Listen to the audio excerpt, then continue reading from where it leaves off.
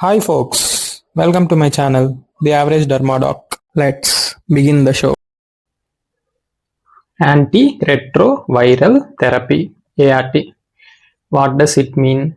It denotes the use of pharmacologic agents which are effective against HIV, human immunodeficiency virus. This virus belongs to the family Retroviridae. That's why here we are calling this therapy as antiretroviral therapy, ART. It is used chiefly in common sense HIV positive patients. Before starting this ART, we should counsel the patient that it is going to be a lifelong therapy. Next, prevention of parent to child transmission of HIV. If parents are having HIV, to prevent this transmission to their children. Pre and post exposure prophylaxis. Post exposure prophylaxis, I have already done a video. We all know that. What is pre exposure prophylaxis? Who are at high risk behavior, they can also take prophylactically tablets to reduce the risk of transmission of HIV. Coming to goals of ART. To reduce viral load to less than 50 copies per ml. Why can't we completely eliminate the virus? It is never possible to completely eliminate the virus once it entered our human body. It's a one-time entry. Lifelong, there is no exit for the virus. This virus is highly mutagenic. So, our drugs, it will develop resistance to drugs.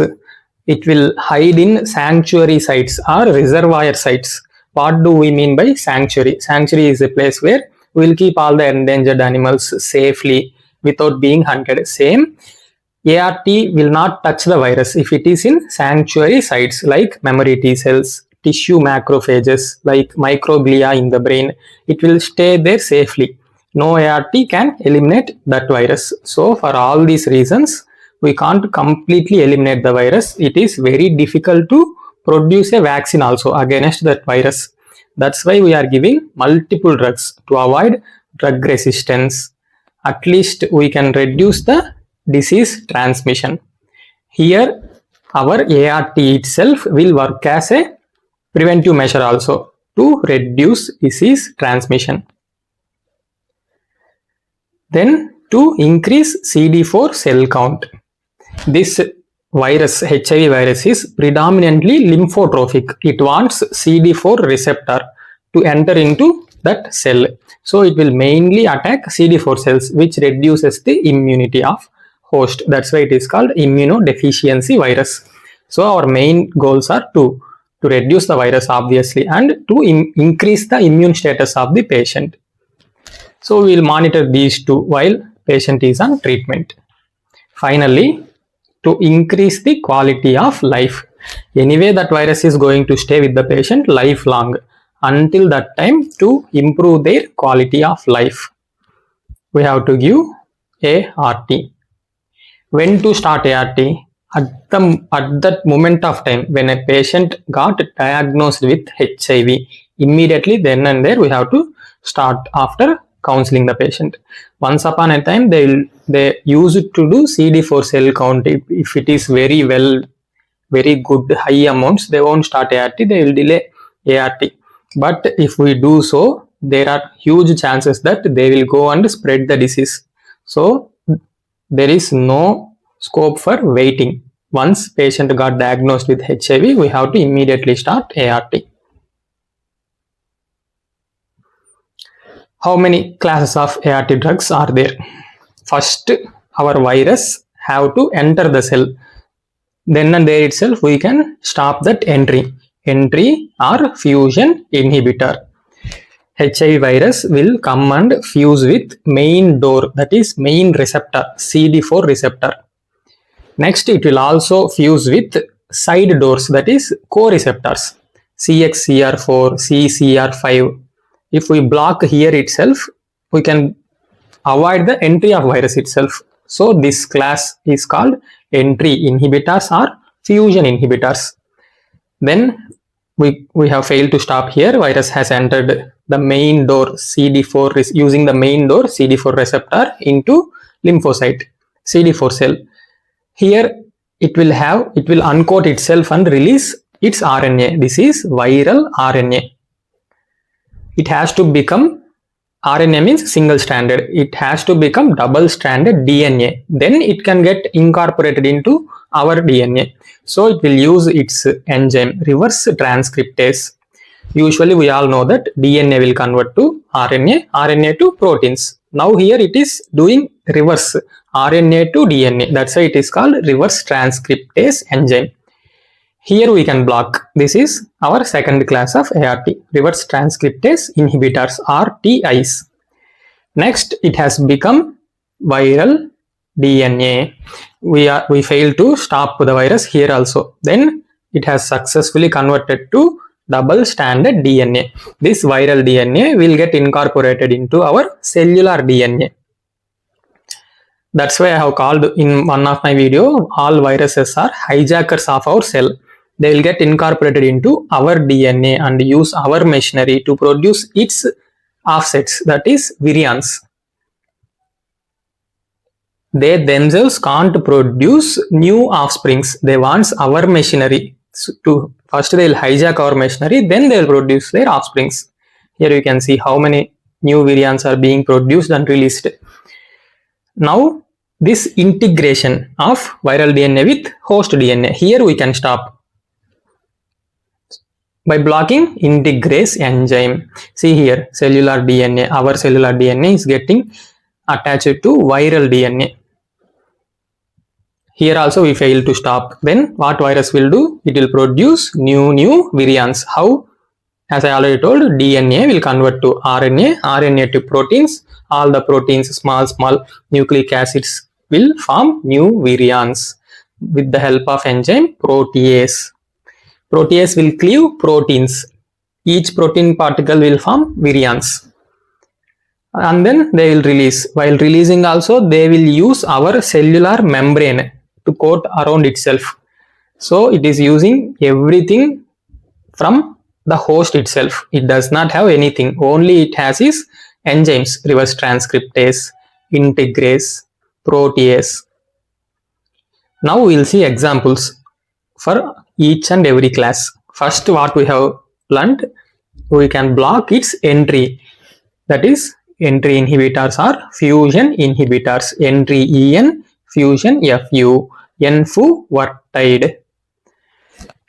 Then Meravirac. Meravirac is a CCR5 blocker. Coming to reverse transcriptase inhibitors, RTIs. These are of two types. NRTIs, also called nukes. Non-NRTIs, that is non-nucleoside reverse transcriptase inhibitors. Example, efavirenz, nevirapine, rilpivirine, delavirdine. These are all non-nucleosides. Nucleoside reverse transcriptase inhibitors are also called nukes. Now we will see what are nukes. Emtricitabine, abacavir, lamivudine, zidovudine. Nucleotide reverse transcriptase inhibitor, tenofovir. Tenofovir is a drug which has its prodrug. That is tenofovir disoproxyl fumarate, tenofovir alafenamide. These two are prodrugs of tenofovir. Clear? NRTI, NNRTI. Usually our HIV regimens will contain two NRTIs. Then integrase inhibitors, which stops integration of viral DNA with our DNA. Integre, TEGRA, Tigre, Ralte, Gravir, Dolute, Gravir, Elvite, Gravir, Bicte, Gravir. Then protease inhibitors.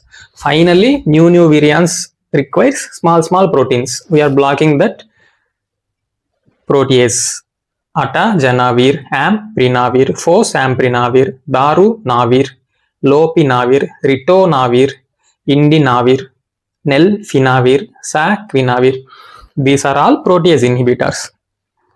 New class of drugs have are being developed new class of drug, that is biologics, which also blocks the entry of virus, that is ibalizumab. It stops the opening of main door, that is CD4. How much will give? 2000 mg IV infusion as stat dose. It has a long half-life of 2 weeks. So 2 weeks once, later we will give 800 mg. First stat dose of 2000 mg ibalizumab, I for ibalizumab, I for IV infusion slowly. Then later 2 weeks later we will give 800 mg bi-weekly. Then another drug, it is not a ART, but it will boost the ART drugs. Co-BC stat. Boosting agent. That's why it is named co-BC stat. It will boost darunavir, L-vitagravir, atajanavir. What is darunavir? Here you can see it is a protease inhibitor. Same atajanavir, darunavir. L-vitagravir is integrase inhibitor. All these drugs will be boosted if you give co-BC stat also. One HIV drug itself will act as a boosting agent for another HIV drugs. What is that? Remember this question, we will see later. Boosting drug in HIV. HIV is a chronic treatable disease, not curable disease. There is no cure, but we can treat and prolong the lifespan of the patient. Here I have mentioned all the first line drugs. For adults, we will give tenofovir, disoproxil, fumarate, lamivudine or emtricitabine. These are first line drugs. Dolutegravir. For children, we will give ABC. Remember, children will learn ABCs first. So ABC, abacavir, lamivudine, dolutegravir. Lamivudine and dolutegravir are same. Only change is tenofovir to abacavir for children. For neonates, atajanavir, lamivudine, raltegravir. In pregnancy, we will give tenofovir, lamivudine, tenofovir, emtricitabine, raltegravir or dolutegravir.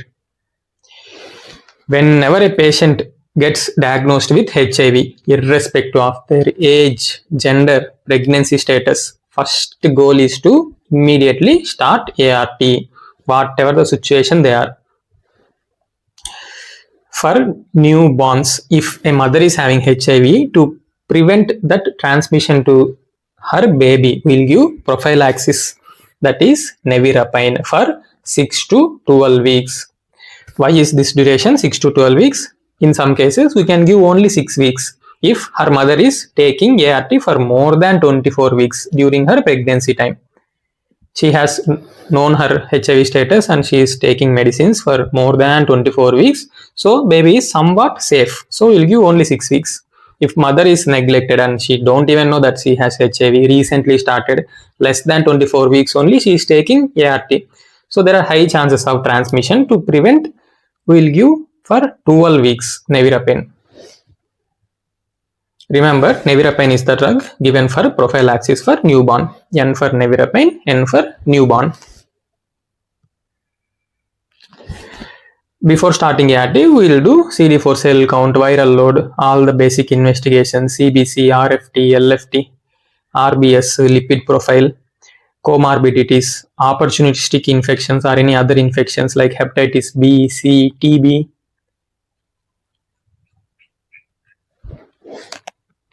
Coming to adverse effects. Under NRTIs, zidovudine causes bone marrow suppression and severe anemia, nail pigmentation, nausea. Nausea means not normal nausea. For every drug, we will write nausea, vomiting, diarrhea. Not like that. It is very severe. Sometimes we have to change zidovudine drug itself. It's very unbearable to continue ART drugs. For long term, if we give zidovudine, it will cause mitochondrial toxicity, lipoatrophy. Didenosine will cause pancreatitis. Didenosine is also a nuke. Stavudine causes lactic acidosis, lipoatrophy, neuropathy, Guillain-Barré-like syndrome. Mainly, stavudine causes neuropathy. Lamivudine and emtricitabine are generally well tolerated. Relatively, compared to other ART drugs, it is well tolerated. That means it is not devoid of side effects. Relatively, it is devoid of side effects. Tenofovir disoproxil fumarate has more nephrotoxicity, osteomalacia, whereas alafenamide has less nephrotoxicity when compared to tenofovir disoproxil fumarate. Now coming to nukes finished. Next, NRTIs, non-nucleoside reverse transcriptase inhibitors. Nevirapine is mainly hepatotoxic and it will cause skin problems like SJS10. Efavirenz, CNS side effects like dizziness, numbness. Etravirin is well tolerated. It will work in NRTI and NNRTI resistant cases also. Etravirin. Rilpivirine increases liver enzymes, lipids and creatinine. Remember like this, rilpivirine increases lipids. Works in NNRTI resistant cases. All protease inhibitors generally will cause elevation in lipids. Atazanavir causes no lipid abnormality, only it causes increase in bilirubin which may lead to conjunctival discoloration. Darunavir is well tolerated protease inhibitor. Indinavir causes nephrolithiasis. Lopinavir, ritonavir, this is a combination pill which will cause dyslipidemia, lipoatrophy, GI abnormalities. I have asked you a question that which ART drug will act as a booster. Here you can see ritonavir. Ritonavir is acting as a booster for lopinavir. Ritonavir is used to boost other protease inhibitors. Coming to integrase inhibitors, dolutegravir causes severe hypersensitivity reaction, sleep disturbances and headache. In the beginning stages of HIV, they used to give multiple drugs. There will be more pill burden on the patient. Now, single drug will have all the various combinations in appropriate proportions. So, pill burden was reduced, efficacy is increased and adverse effects also very less. Compliance will be increased if we reduce the number of pills. Nowadays, just 1 to 2 pills per day will contain all the combination of ART drugs. Remember the channel name. Don't forget to like, share and subscribe. Thank you. Hasta la vista. До свидания.